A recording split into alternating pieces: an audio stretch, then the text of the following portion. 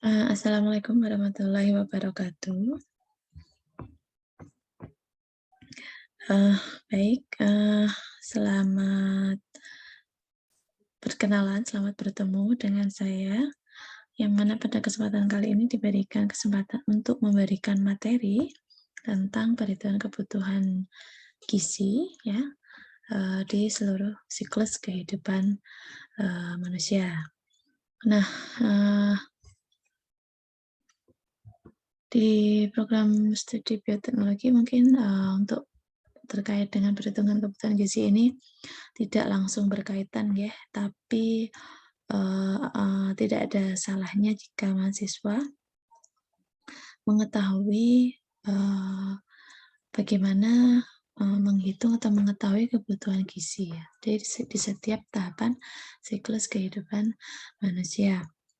Sehingga, pada kesempatan ini saya akan memberikan materi secara singkat ya sebenarnya, gambaran saja secara umum, bahwa, eee, mahasiswa bioteknologi perlu juga, untuk memahami, perhitungan kebutuhan gizi nanti kaitannya dengan, bagaimana, melakukan apa ya istilahnya, memberikan, tambahan pengetahuan ya terkait dengan gizi.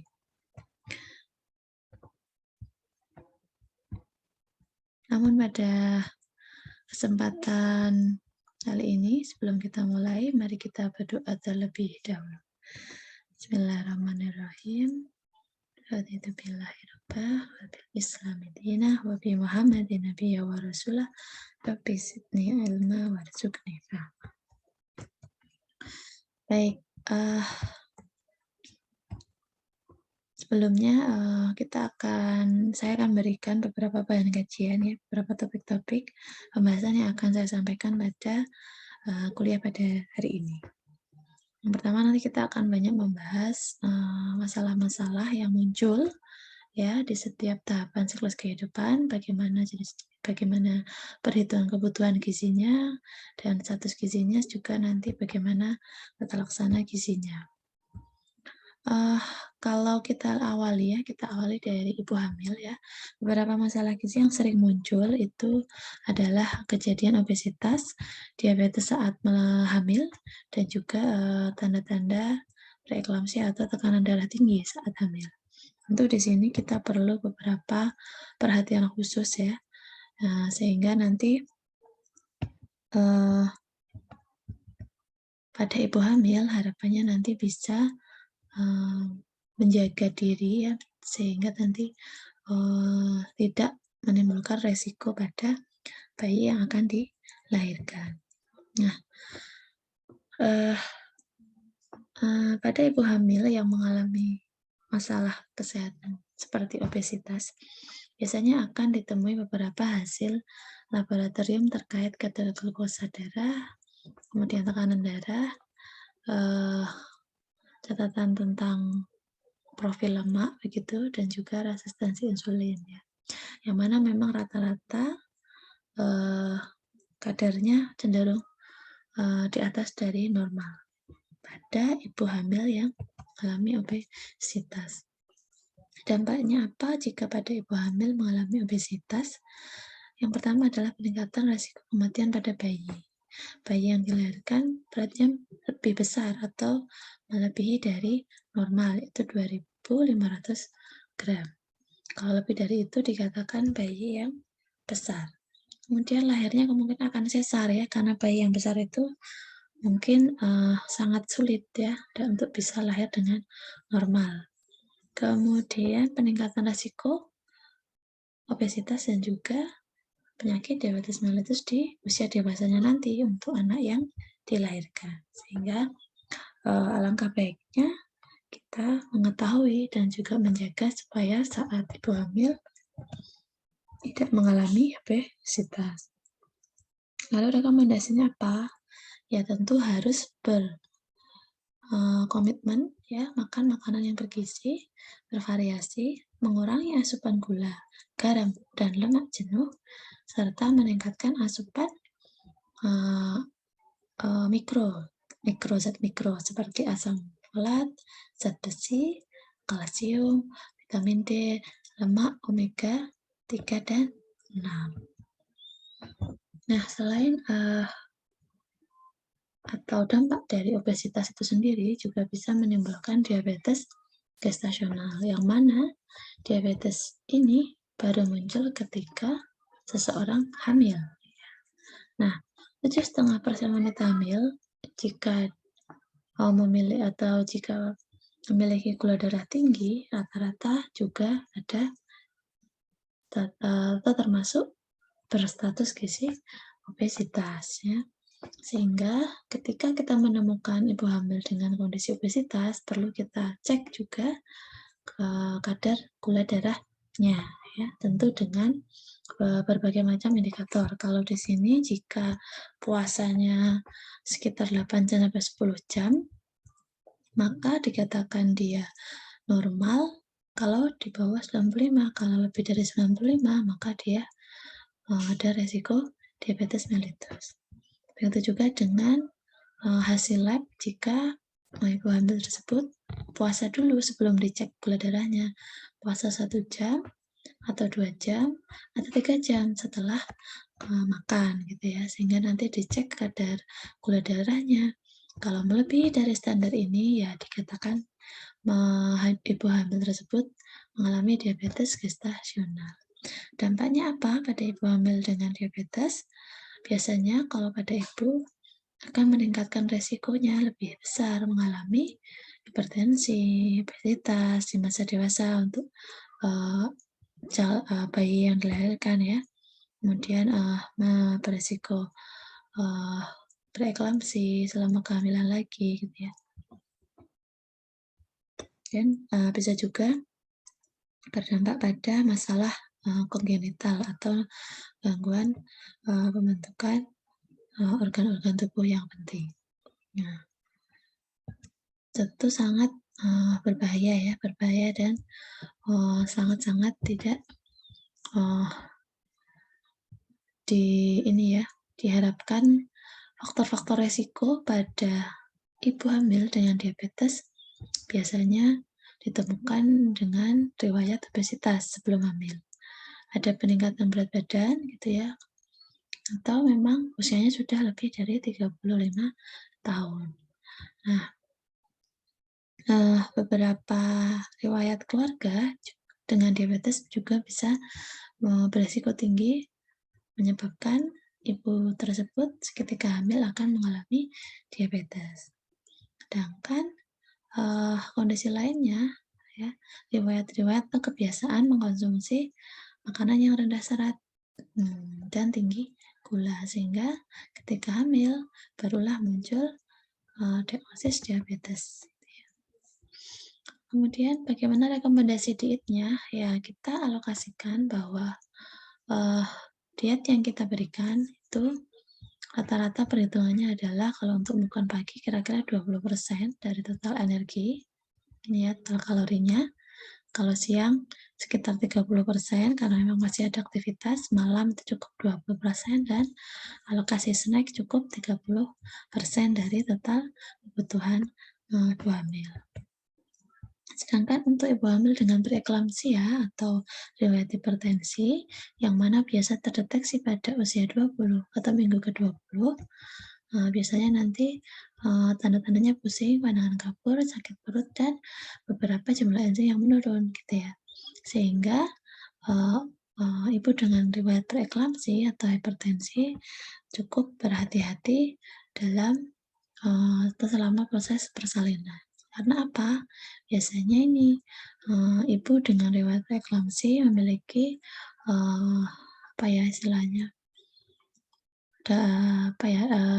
dampak ya atau menimbulkan berakibat pada proses pelahiran menggunakan atau melalui sesar ya. Ada juga disfungsi dari ginjal.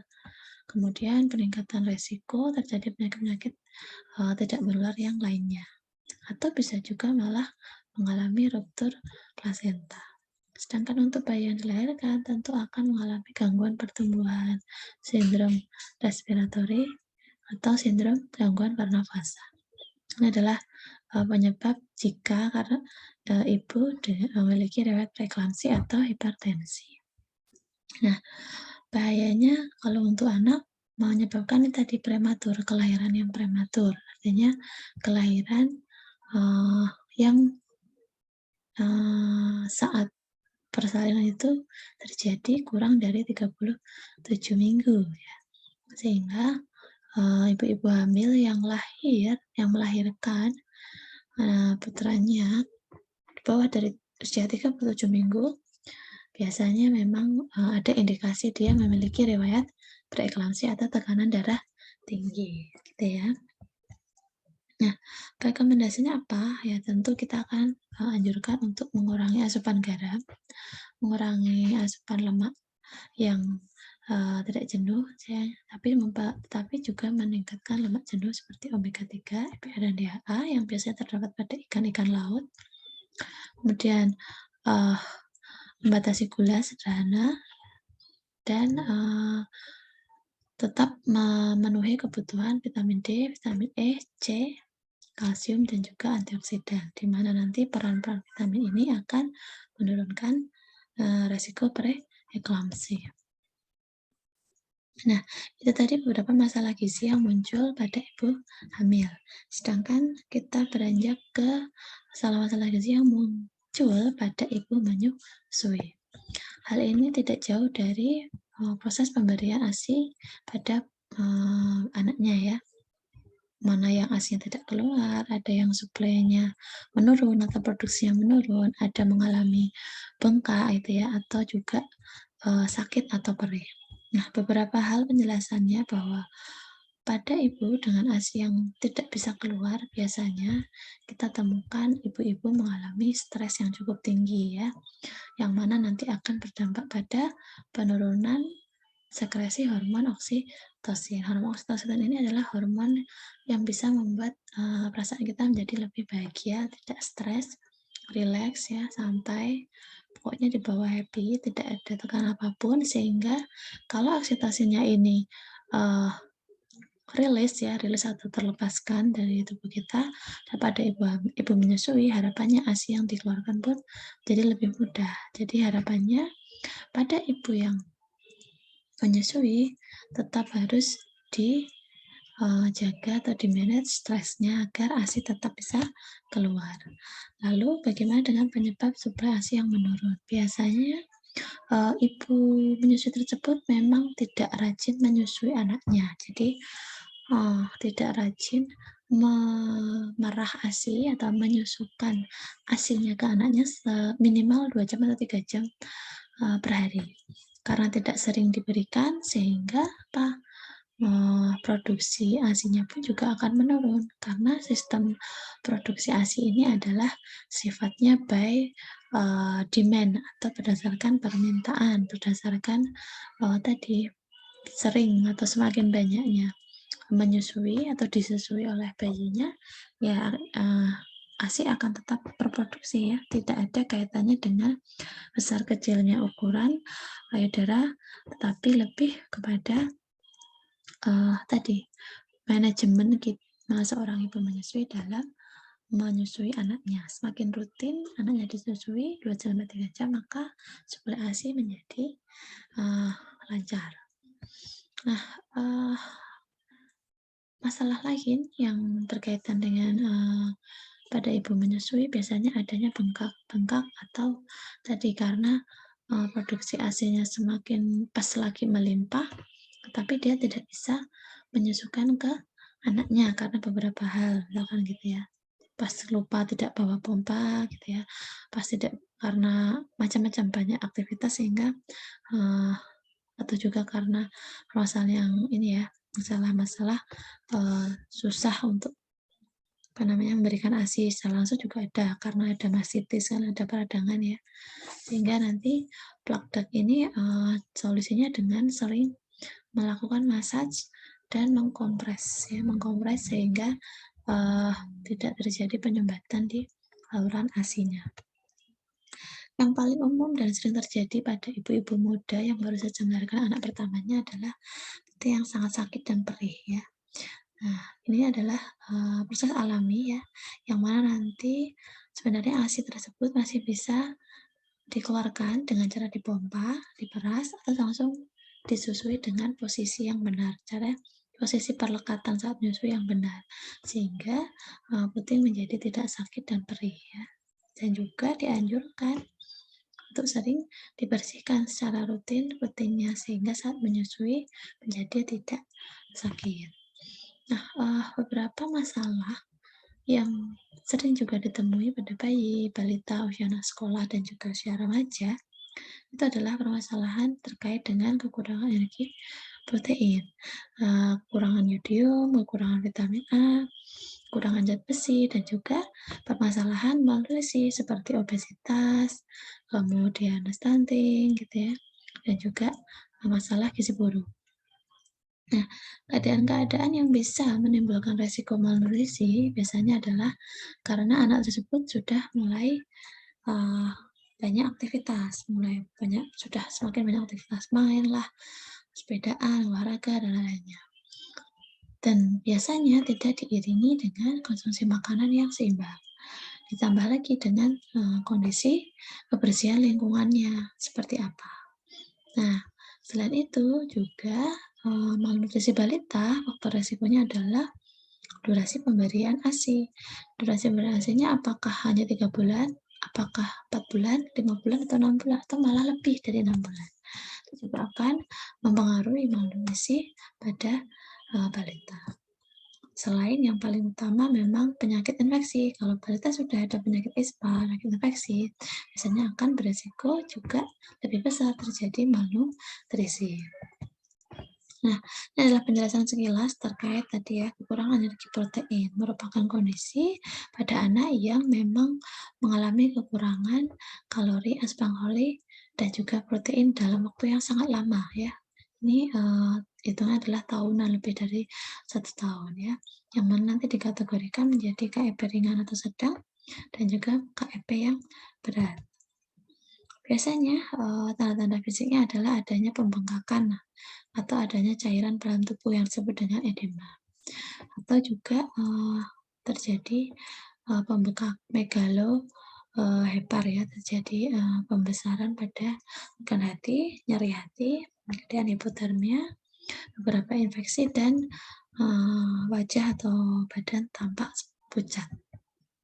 Ini contoh-contoh kondisi tadi ya, gizi buruk pada balita, yang mana kalau untuk kelompok yang marasmus, tanda-tandanya adalah badan anak tampak seperti tulang yang hanya berbalut kulit ya. Ototnya mengecil, jaringan lemaknya tidak ada, hampir nggak ada jaringan lemaknya, rambutnya tipis, dan wajahnya seperti orang tua. Dan dia lebih sering mengalami hipotermia. Dan juga beberapa penyakit lain seperti peradangan lambung atau gastroenteritis ya, kemudian dehidrasi dan juga infeksi saluran nafas. Nah, sedangkan untuk balita kwashiorkor itu biasanya cenderung mengalami edema. Edema, rambutnya kemerahan, kemudian badannya rewel atau kurang aktif ya, dan terjadi beberapa kelainan kulit biasanya ya, atau semacam dermatosis seperti itu. Nah, sedangkan pada kasus atau masalah gizi lain yang sering ditemui adalah kekurangan yodium. Nah, kekurangan yodium ini biasanya akan berdampak pada pengurangan produksi dari tiroid hormon ya. Nah, dampaknya apa kalau kekurangan yodium? Nah, ini adalah secara penelitian sudah banyak ditemukan, dijelaskan bahwa asupan yodium ini berkaitan erat dengan tingkat kecerdasan anak ya. Sehingga bahayanya kalau kekurangan yodium bisa menurunkan kemampuan motorik sama kognitifnya. Gitu ya. Sedangkan kalau kurang vitamin A itu cenderung untuk menyebabkan ya, berdampak pada kebutaan ya, dan juga faktor resiko lain ya, biasanya terjadinya kurangan vitamin A ini karena diawali dari kondisi gizi buruk ya, sehingga padahal kekurangan vitamin A ini bisa dibilang sangat penting ya, sangat berbahaya kalau mengalami kekurangan vitamin A akan berdampak pada ini diferensiasi jaringan epitelnya, pemeliharaan jaringannya menjadi terganggu. Nah, cukup signifikan dampaknya sehingga oleh pemerintah dianjurkan pemberian vitamin A itu untuk balita diberikan setiap 6 bulan sekali ya, yang mana vitamin A ini akan larut di dalam lemak sehingga akan tersimpan di dalam cadangan lemak ya. Kalau asupannya 200.000 SI ya harapannya nanti setelah 6 bulan setelah larut dalam lemak dia akan hilang setelah 6 bulan itu sehingga bulan ke-7 dianjurkan untuk mengkonsumsi vitamin A lagi. Kemudian ada masalah lagi yang masih sering ditemui di Indonesia yaitu anemia gizi besi yang kaitannya memang sangat besar terhadap kejadian stunting ya. Ada balita yang dilahirkan ada ibu dengan anemia. Nah, anemia sendiri merupakan keadaan sel darah merah atau hemoglobin yang kurang dari normal, di mana prevalensinya itu cukup tinggi di usia balita.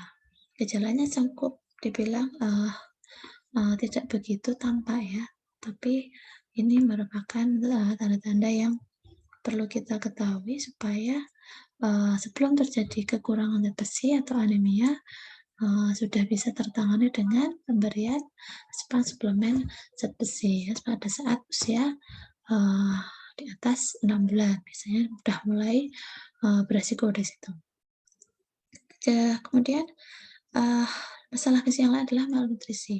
Yang sudah saya bilang tadi, malnutrisi itu kondisi ketidakseimbangan zat gizi ya dalam tubuh dalam waktu yang cukup lama, sehingga kasus gizi buruk, gizi kurang dan gizi lebih seperti stunting, kurang energi protein, kurang energi kronik, bahkan obesitas itu termasuk dalam bagian dari malnutrisi. Nah, masalah gizi yang lain yang kita temui adalah pada dewasa atau lansia. Biasanya adalah perubahan lemak, perubahan otot ya, berat badan yang semakin meningkat ya, padahal makannya cuma sedikit. Kemudian ada gangguan di panca indera. Kalau di lansia biasanya ada penurunan panca indera pencacapan ya, penurunan kemampuan menelan, mengunyah ya, dan juga nafsu makan biasanya sudah mulai menurun kalau sudah mencapai usia lansia.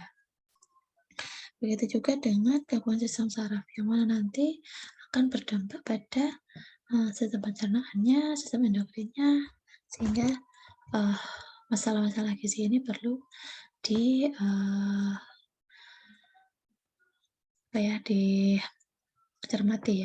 lagi. Oke, jenis-jenis diet yang saya tampilkan di sini hanya sebagai contoh saja ya, kasus-kasus yang sering ditemui dan diet yang sering diberikan.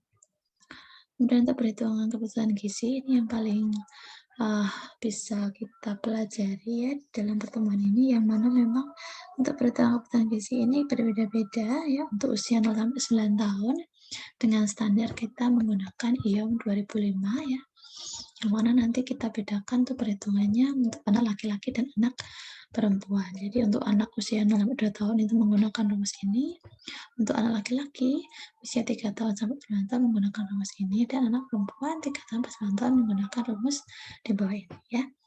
Cukup berbeda-beda. Sedangkan perhitungan kebutuhan gizi untuk usia 10-18 tahun ada juga dibedakan juga ya. Ada perbedaannya dengan kelompok berdasarkan jenis kelaminnya. Begitu juga dengan perhitungan kebutuhan energi untuk dewasa sampai dengan lansia, yang mana memang dibedakan menurut jenis kelamin. Nah, kalau untuk ibu hamil dan ibu menyusui akan mendapatkan tambahan energi ya di setiap tahapan trimesternya. Gitu. Ya, kemudian untuk yang lansia ya, lansia tadi sudah saya berikan ya perbedaan rumusnya untuk menghitung kebutuhan energi pada menurut jenis kelamin, baik laki-laki maupun perempuan. Nah, sedangkan untuk perhitungan kebutuhan protein sendiri, nanti kita akan mengkalikan berat badan aktualnya dengan angka kecukupan proteinnya, sehingga nanti akan diperoleh kebutuhan proteinnya. Sedangkan untuk angka kecukupan protein anak-anak, laki-laki dan perempuan, dengan rentang usia seperti ini, kita bisa lihat kebutuhannya per kilogram, per berat badan ya. Kebutuhannya sekian per berat badan.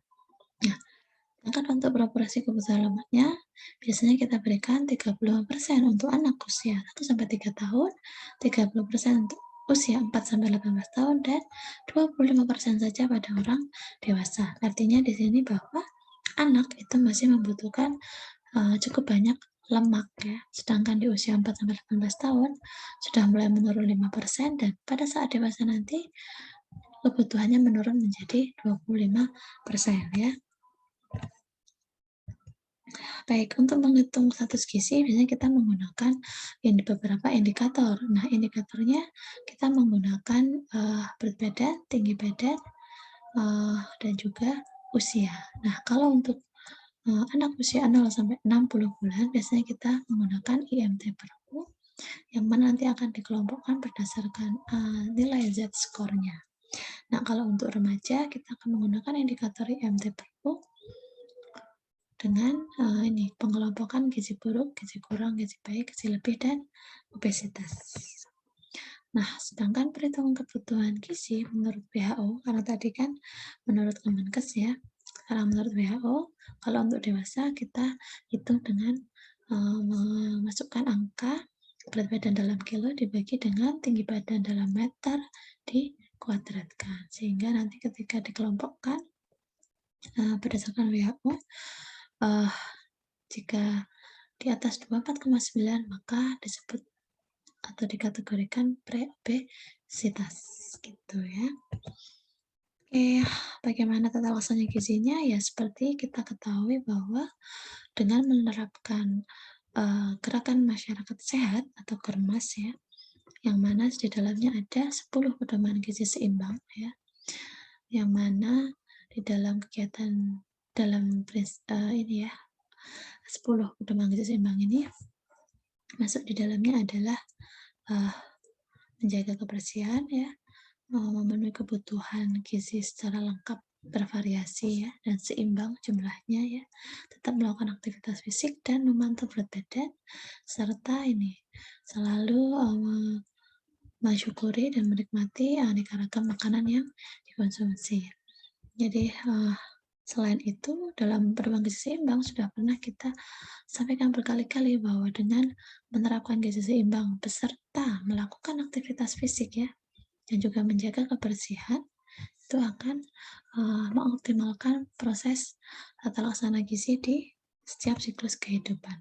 Nah, ini adalah penjelasan bahwa setiap kita mengkonsumsi makanan sebaiknya dalam piring kita itu jumlahnya seperti ini. Kira-kira separuh dari piring ini terisi lauk pauk dan makanan pokok, di mana makanan pokok itu sebanyak 3/4, sedangkan lauk 1/4. Begitu juga dengan separuhnya lagi. Jumlah makanan pokok ini akan harapannya jumlahnya akan sama dengan jumlah sayurnya. Ya, sehingga nanti sisanya adalah dipenuhi dari buah-buahan. Nah, tentu dalam proses penerapan ini akan berbeda-beda jika tadi pasien atau dalam siklus kehidupannya mengalami berbagai macam penyakit komplikasi. Dan kalau untuk lansia diharapkan tetap lebih mulai aktif ya, lebih menjaga kebugaran sebenarnya, lebih menjaga sifatnya adalah olahraga ini adalah untuk menjaga kebugaran. Sedangkan untuk kita dewasa anak-anak olahraga menjadi suatu kewajiban ya, kewajiban untuk bisa mencegah supaya saat lansia nanti tidak mengalami penyakit tidak menular ya, seperti diabetes, obesitas, stroke, dan jantung gitu ya. Sehingga kalau lansia tetap melakukan olahraga, begitu juga dengan anak-anak sekolah, remaja, dewasa juga jauh lebih aktif lagi berolahraga. Baik, mungkin itu sekilas ya gambaran bagaimana kita memahami, menghitung kebutuhan gizi itu di setiap siklus kehidupan itu berdasarkan tadi ada masalah-masalah gizi yang muncul, kemudian kita hitung kebutuhannya, apakah sesuai dengan kondisinya sekarang ya. Tentu kalau dalam kondisi sehat, persentase kebutuhannya pun juga akan menerapkan prinsip gizi seimbang ya, sehingga harapannya nanti dalam setiap siklus kehidupan kebutuhan gizinya itu akan terpenuhi dengan baik. Baik, kalau ada pertanyaan saya persilahkan untuk bertanya di kolom komentar, eee, di bawah ini sehingga nanti bisa berdiskusi lebih, mudah di sana. Alhamdulillahirabbil terima kasih atas perhatiannya, semoga ilmunya bermanfaat. Wassalamualaikum warahmatullahi wabarakatuh.